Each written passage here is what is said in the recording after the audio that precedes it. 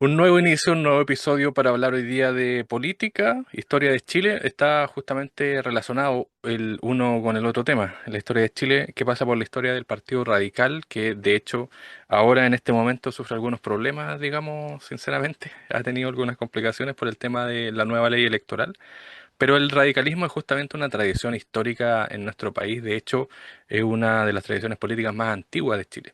Para hablar más que del Partido Radical, de la historia de Chile, que está enmarcada dentro de este partido, hemos invitado al autor de este libro, Andrés Sepúlveda, que está junto a nosotros, para hablar sobre una historia radical de Chile, de editorial Trayecto, justamente ahí está el libro, con fotografías de personajes ilustres del Partido Radical. ¿Cómo está Andrés? Gracias por aceptar la invitación y bienvenido. No, gracias a ti, Armando. ¿Cómo estás? Muy bien, pues, oye, llama la atención, obviamente, ¿por qué escribir una historia del Partido Radical? ¿Qué te motivó a ti, de hecho, más allá de justamente indagar en la historia del partido, pero ¿por qué escribir una historia sobre el Partido Radical? ¿Por qué también centrarse en algunos personajes que aparecen ahí? ¿Y cómo ha cambiado, cómo ha modelado el Partido Radical a nuestro país? A ver, son varias preguntas. Las primeras páginas del libro explico un poco cuál fue el detonante, porque la idea de escribir el libro me viene hace muchos años. Llevo más de 20 años militando, me encanta la historia, leo mucha historia, y yo sentía que faltaba una obra más moderna que hablara de un partido que hizo tantas contribuciones al país. Y la verdad es que no lo había. La última obra más interesante la escribió un cientista político por ahí por el año 72, 71, eh, que era un norteamericano, John Snow, eh, perdón, no es Jon Snow. Ese es el personaje de un libro, pero el apellido es Snow, ya me acuerdo el nombre del autor, que era un cientista político, pero después, durante dictadura, no hubieron obras, una obra clandestina que lo organizó una organización que se llamaba CIEDES, y ya con posterioridad, una vez que cae la dictadura y entramos a la democracia, yo te diría que hay tres o cuatro libros que son interesantes, pero que ninguno retrata íntegramente al Partido Radical y su historia, sino que momentos. El de Berenguela, que retrata el tema de la inclusión en la Internacional Socialista, en ese periodo es muy interesante, y después el de Rudy Weiser, que se centra en su aparición en las noticias. Pero yo creo que faltaba algo más narrativo, más condensado de lo que fue la historia moderna. La historiografía clásica lo tiene bastante postergado, no hay libros que se refieran a él que provengan de historiadores propiamente tal. Eh, y yo creo que había un vacío y una historia que merecía ser contada, ¿ya? Declarando todas las imperfecciones que uno puede tener al conocer la historia desde adentro, porque yo soy militante, y declarando desde ya que no quería ser tampoco un panegírico, sino que de verdad hacer un trabajo honesto, un trabajo que fue, creo yo, bastante honesto, porque se lo presenté a varios doctores en historia, en los manuscritos, previo a su publicación, de distintas sensibilidades, y en general me reconocieron que el trabajo logrado era bastante bueno, e incluso en un lanzamiento más privado, uno de ellos va a ir a lanzarlo, que es Cristóbal García Huidobro, un reconocido historiador y doctor o candidato a doctor en historia de la Universidad de Oxford. Entonces, en general, me siento muy satisfecho con el resultado final al cual llegó. Y no sé si fue oportuno o no, que se cruza con la contingencia actual que vive el Partido Radical tras caer en causal de disolución en las últimas elecciones parlamentarias. ¿Ya? Ya veremos si le falta escribir un epílogo más o si esta es una historia que todavía continúa. Estamos hablando sobre este libro, Una historia radical de Chile. El Partido Radical obviamente tiene influencia porque la mayoría de la gente que le gusta la historia sabe que uno de los momentos más álgidos de su periodo es justamente los tres presidentes radicales, ¿no es cierto? Pedro Aguirre Cerda, Juan Antonio Ríos y Gabriel González Videla. Pero en el siglo XIX también es una potencia y también es una novedad. ¿Cómo nace el Partido Radical? ¿Cuál es el cambio que hace en la política que se venía conociendo y haciendo en Chile en el siglo XIX? Bien, qué interesante pregunta. El Partido Radical nace en tiempos en que habían gobiernos autoritarios muy fuertes ligados al mundo conservador y autoritario. Después se dividen en el año 58 autoritarios de conservadores. Los autoritarios dan lugar a lo que se llama como Partido Nacional, eh, el mondarismo, por así decirlo.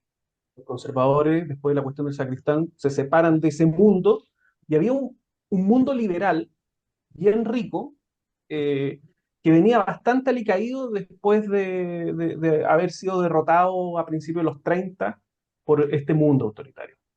Pero hay un resurgimiento, muchas figuras del mundo liberal viajaron a Europa durante la generación del 48, cuando se viven las luchas liberales en Europa, y traen estas nuevas ideas, y de hecho son ideas que catalizan un montón de fenómenos o hitos históricos que van a terminar dándole forma al Partido Radical. Particularmente me refiero al movimiento constituyente de finales de 1858 y a la Guerra Civil de 1859 del ejército constituyente liderado por Pedro León Gallo.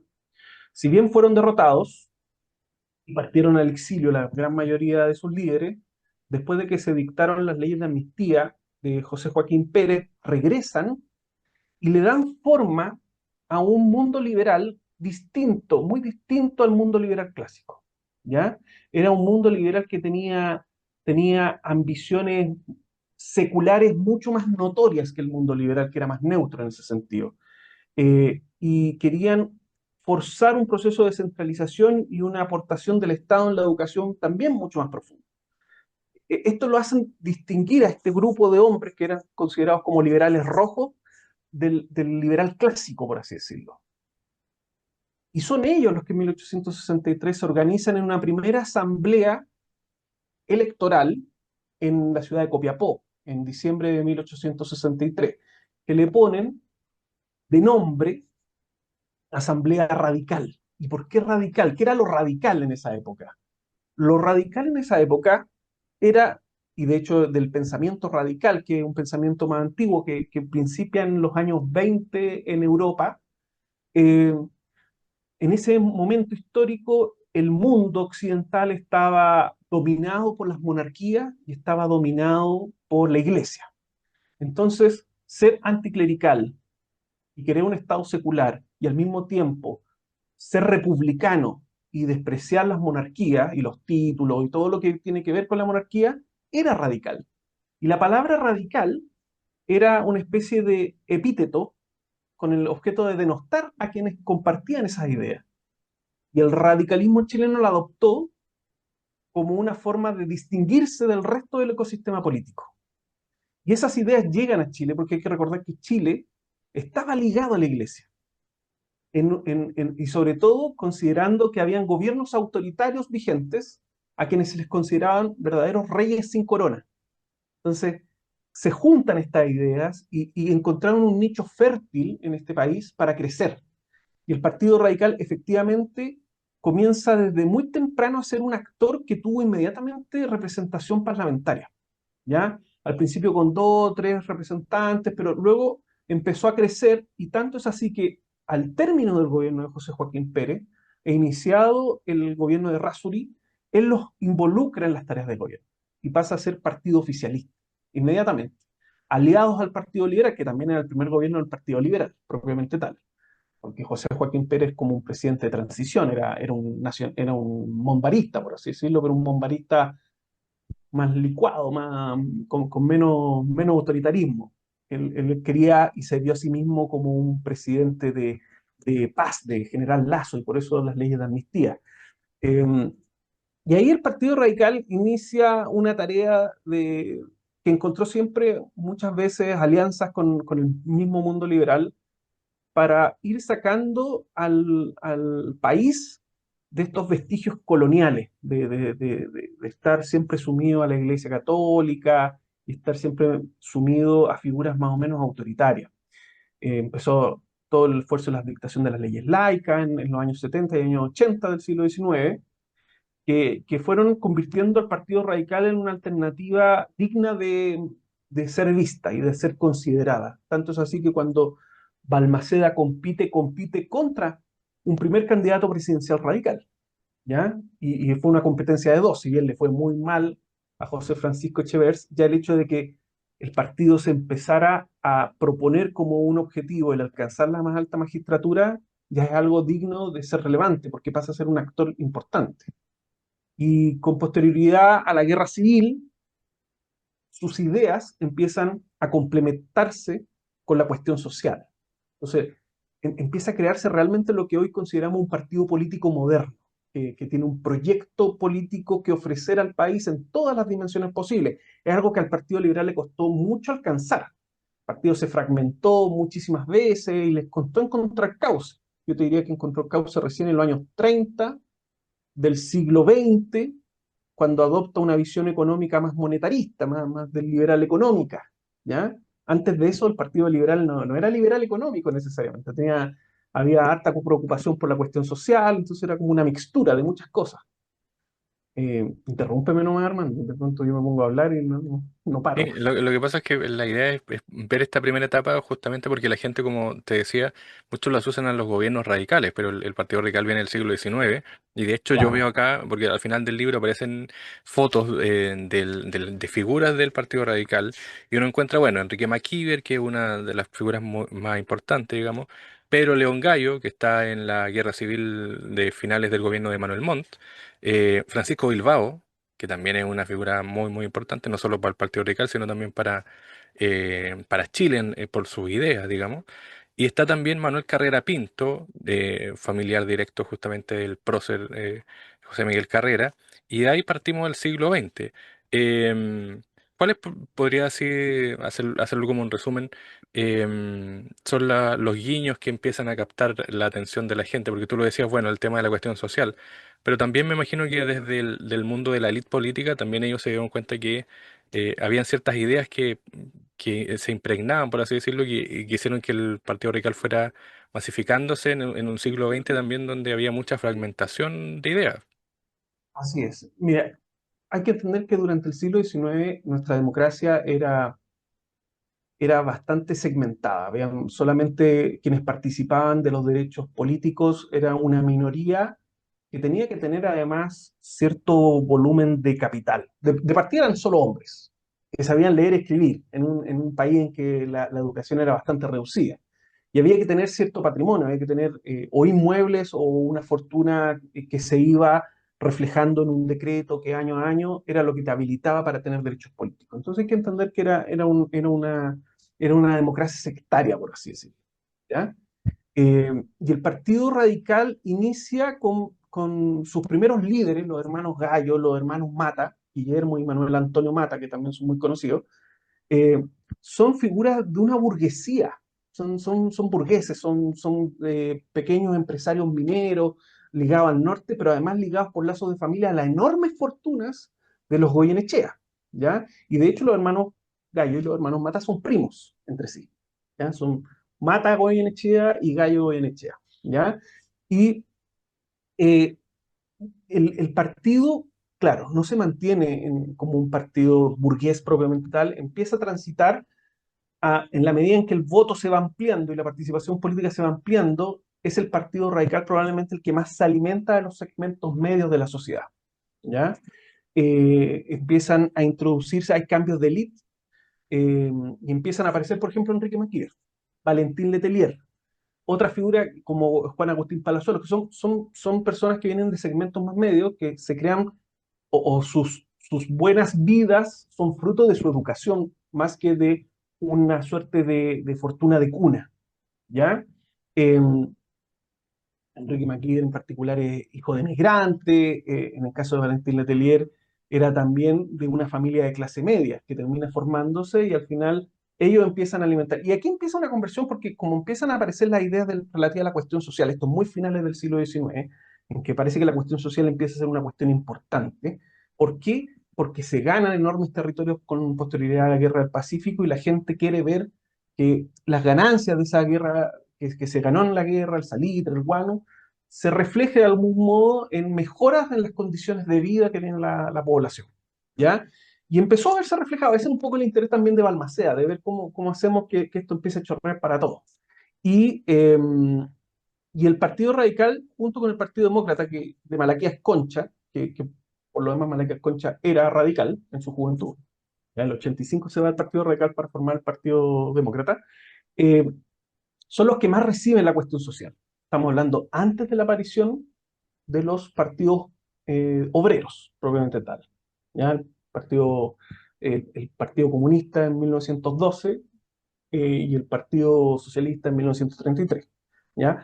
Eh, entonces se empieza a alimentar de estos segmentos medios y hay un cambio profundo en quienes lideran el partido, y lo digo en el libro, en la década del 10 del siglo XX.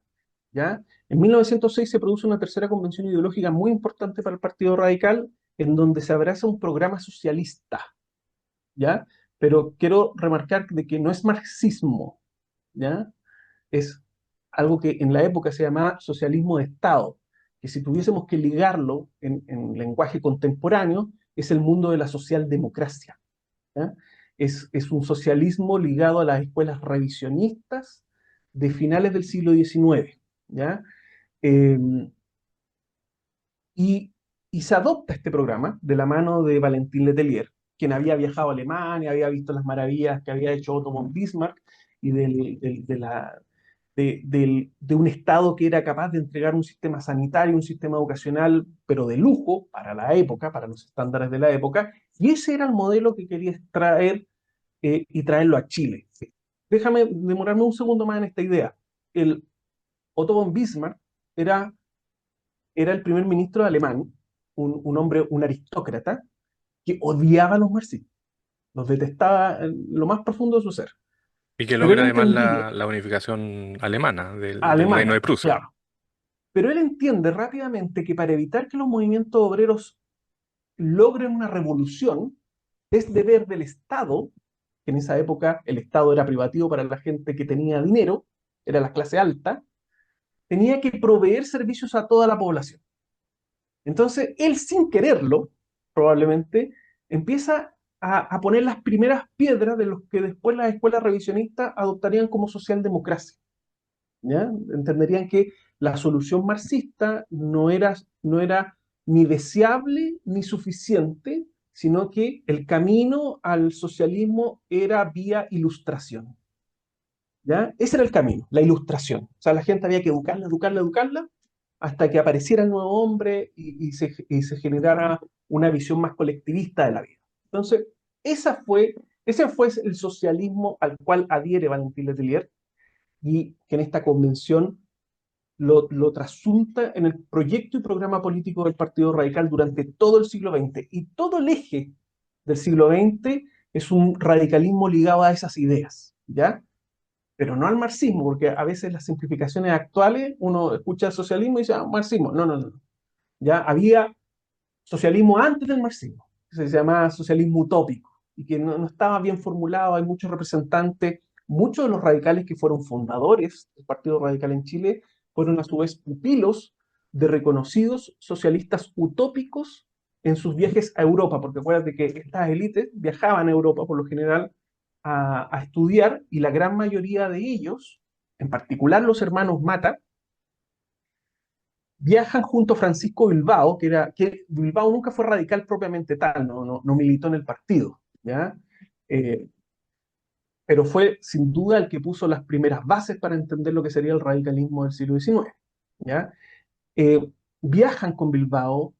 Bilbao era íntimo amigo del hermano mayor de los Mata, eh, y de hecho se queda con él en Europa viajando en distintos países hasta que llegan en el famoso febrero de 1848 a la Comuna de París, cuando viven la revolución, y ellos recogen y conocen, sobre todo conocen a todos los que eran los ideólogos de estos movimientos liberales, que son movimientos que se llaman liberales, pero que reunían un variopinto grupo de personas, desde socialistas utópicos hasta liberales rojos, ¿ya? Republicanos, en fin, están varios mencionados y le traté de hacer un seguimiento a sus vidas para que el lector pudiese entender estas ideas básicas de donde surge el radicalismo.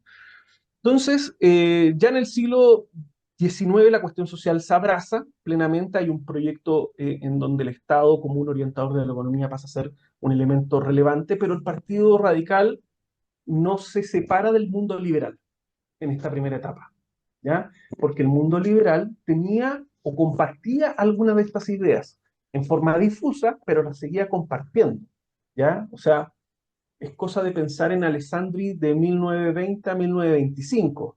Es un presidente que realmente quiere hacer cambios sociales importantes, pero que se parece muy poco al Alessandri de 1932 a 1938, con un Gustavo Ross estableciendo políticas económicas monetaristas, donde dice expresamente que el Estado tiene que alejarse de la cuestión económica, ¿ya? Y ahí entra en choque con figuras tan importantes y gravitantes para el Partido Radical como Pedro Aguirre Cerda, que también teniendo un pensamiento liberal, él era mucho más socialdemócrata. Él creía que el Estado tenía un rol en la orientación económica en forma determinante.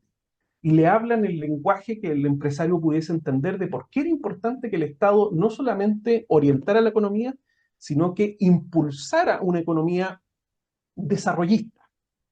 Y obviamente ahí, como un keynesiano, Keynes, la escuela de Keynes probablemente tal como el año 36, 37, pero Pedro Aguirre Cerda es un adelantado, por así decirlo, ¿ya? Sin despreciar del libre mercado, entiende que el Estado tiene un rol importante de orientador de la economía, de prestador de servicios básicos, de impulsor de la economía desarrollista y que tenía un rol importante que jugar en el tema económico. Y ahí recién se separa del mundo liberal. Fíjate tú, estamos hablando del 36, 37. Ahí se marca una distinción porque el liberalismo ahí adquiere una fisonomía de partido político moderno, donde es capaz de proponerle al país un proyecto en todas las dimensiones, más o menos claro, ¿ya? Y ahí el partido se acerca a los partidos populares, a los partidos obreros, al mundo progresista, por así decirlo, donde había comunidad de propósito en una primera etapa. Ahora, con estos partidos era difícil la convivencia porque tenían una narrativa revolucionaria importante, ¿ya? Que no fue abandonada sino hasta después de la dictadura. Entonces, eh, a veces nos iba bien, como con Pedro Aguirre Cerda, con Juan Antonio Ríos, y a veces nos iba muy mal, como ocurrió con Gabriel González Videla, o incluso como nos ocurrió con Salvador Allende. Entonces, ahí comienzan las alianzas del Partido Radical con la izquierda, ¿ya? Porque si bien el Partido Radical puede entenderse como un partido de izquierda desde su nacimiento, porque desde su nacimiento promovía un Estado que en clave moderna sería un Estado social de derecho. ¿Y por qué lo digo? Porque desde sus primeros programas él entendía que habían ciertos servicios sociales, derechos sociales que el Estado tenía que garantizar, como por ejemplo la educación gratuita, laica y universal. Eh, eh, Perdón, me perdí. Hablo mucho y se me van pasando muchas cosas y ideas por la cabeza. Ah, el partido, pues, si bien puede entenderse como un partido de izquierda desde su nacimiento, eh, para el siglo XX, con partidos obreros que son de narrativa revolucionaria y en algunos, con el caso del Partido Comunista de corte stalinista o moscovita, claro, es un partido que se ubica en el espectro de la época, claramente en el centro, ¿ya? Y crece en el centro, crece en el mundo socialdemócrata, pero que traído a la clave de hoy, ese mismo partido radical hoy sería considerado, no sé, cualquier comunista, básicamente, ¿ya? Porque porque propone una orientación económica desde el Estado que hoy día es un discurso que se le castiga como diciendo que es comunista, ¿ya? O muy de izquierda o de extrema izquierda. Entonces, esa es más o menos la historia del Partido Radical y su vida en el espectro. Estamos hablando sobre este libro, ahí está, Una historia radical, de Andrés Sepúlveda, que es justamente editorial Trayecto. Andrés, bueno, hemos hablado justamente de prácticamente todo el recorrido de la historia del Partido Radical, figuras como Pedro Aguirre Cerda, ¿no es cierto?, Juan Antonio Ríos y Gabriel González Videla. Em, ¿Qué pasó con el Partido Radical a propósito de los últimos años? Porque también, si uno mira paulatinamente las figuras importantes del espectro político fueron disminuyendo, es decir, eh, es poco lo que se puede decir, no sé, durante los últimos años. Y eso pasó ¿por qué? Porque quedó justamente como tú decías al medio, porque hubieron otros partidos que tomaron las ideas que eran del Partido Radical o se crearon nuevos partidos. ¿Qué ocurrió con este partido que venía muy sólido y que finalmente fue como disminuyendo progresivamente hasta no sé si, no quiero decir irrelevante, pero en algún momento sí, como que los nuevos partidos, la juventud, como que empezaron a abrazar otras ideas o ideas similares al Partido Radical, pero no se metieron al Partido Radical, crearon otros partidos porque no, finalmente no tenían como, por así decirlo, ese espacio. ¿Qué pasó con el Partido Radical durante los últimos años y Muy que buena lo ha pregunta. llevado a este tema Al estado de problemático de solución, poder casi. desaparecer hoy día? Mira, que es muy buena pregunta, porque el Partido Radical ha sido víctima de su propio éxito. Déjame planteártelo en otros términos. El Partido Radical, durante gran parte del siglo XX, hasta antes de la dictadura, se ubicó casi en soledad en el mundo socialdemócrata. No había otro partido político que le compitiera o le disputara el mundo socialdemócrata, ¿ya? Incluso la democracia cristiana aparece, intenta arrebatárselo, pero con una mirada secular un poco más marcada, una mirada, perdón, una mirada más religiosa marcada, propia del humanismo cristiano. Pero es el único partido que realmente le hace daño durante el siglo XX a su electorado, pero siguió siendo hasta antes de la dictadura un partido fuerte, un partido de primera línea. ¿Qué pasó? Yo te diría que ocurren varias cosas. En primer lugar, después de los años de gobierno, que fueron 12 años ininterrumpidos, el Partido Radical eh, adquirió una envergadura tal, un volumen tal de militantes, que es altamente probable que muchos de ellos eh, fueran partícipes de ciertas redes clientelares. Esto ocurre cuando los partidos llegan al poder. Se llenan de gente que no necesariamente comparte sus ideas, pero que están allí porque orbita el poder y obviamente pueden obtener réditos de eso. Entonces el Partido Radical pierde dinamismo, sobre todo programático, ideológico, al llenarse de redes clientelares, y durante la vuelta de la democracia, tras la caída del muro de Berlín, cohabita en un domicilio político al cual llegan muchos otros partidos, ¿ya? Desaparece el marxismo propiamente tal, el Partido Socialista se renueva, e ingresa al mundo, a la órbita de los partidos socialdemócratas, aparece el PPD.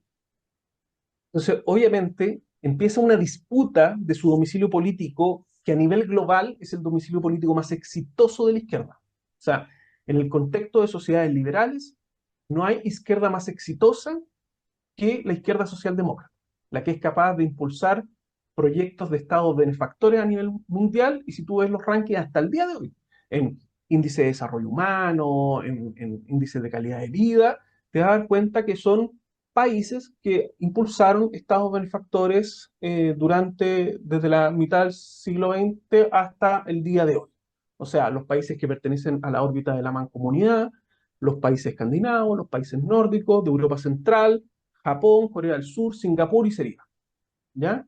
En el contexto de sociedades liberales. Bien. Y eso se ha ido recrudeciendo con el tiempo. O sea, la aparición del Frente Amplio, eh, que es la suma de un montón de otros colectivos que en rigor, no tienen un proyecto diferente a un proyecto socialdemócrata, con mayor intensidad en la participación estatal o menor intensidad, pero no escapan de ahí. O sea, están como en esa órbita. Y lo mismo ocurre con partidos como el Partido Humanista, con lo que quedó de la democracia cristiana, que ya de humanismo cristiano tiene bien poco, e incluso las generaciones más nuevas del Partido Comunista que abrazan narrativamente, por ejemplo, ciertas dictaduras comunistas en el mundo, pero que llevado al proyecto político en Chile no es distinto a un proyecto socialdemócrata. Entonces se produce una invasión de este domicilio político, y el Partido Radical obviamente no es capaz de modernizar sus formas de hacer política, ¿ya? No es capaz de adaptarse a los nuevos tiempos. Eh, y esa es una incapacidad que tú se la puedes acusar a las formas, a su cultura, a sus líderes, etcétera. Ahí tendrá que hacer el radicalismo chileno una profunda catarsis. Yo creo que estamos todavía a muy poco tiempo para hacer un juicio histórico propiamente tal, pero de seguro lo que va a decir la historia de este momento es que el Partido Radical quedó desfasado y se alimentó solamente de su historia y su diario, ¿ya? Y de sus grandes prohombres y sus grandes aportaciones en materia de políticas públicas, pero fue capaz de reinventarse y encontrar una identidad en un espacio en que ya habían muchas más personas ocupando y habitando este mismo espacio político. ¿Ya?